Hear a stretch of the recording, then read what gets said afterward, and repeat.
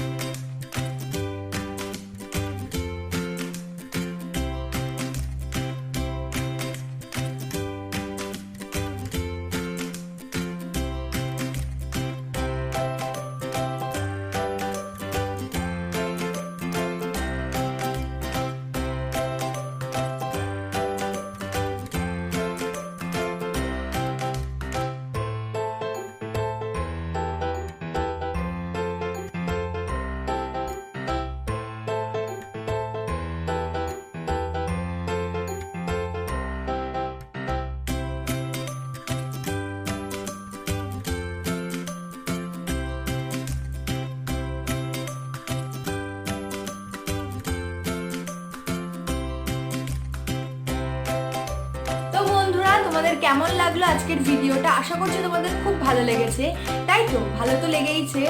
তো কমেন্ট কি ভিডিও দেখতে চাও সেটাও অবভিয়াসলি কিন্তু কমেন্ট করতে একদম ভুলো না, তাহলে আমি তোমাদের রিকোয়েস্ট অনুযায়ী ভিডিও বানাবো।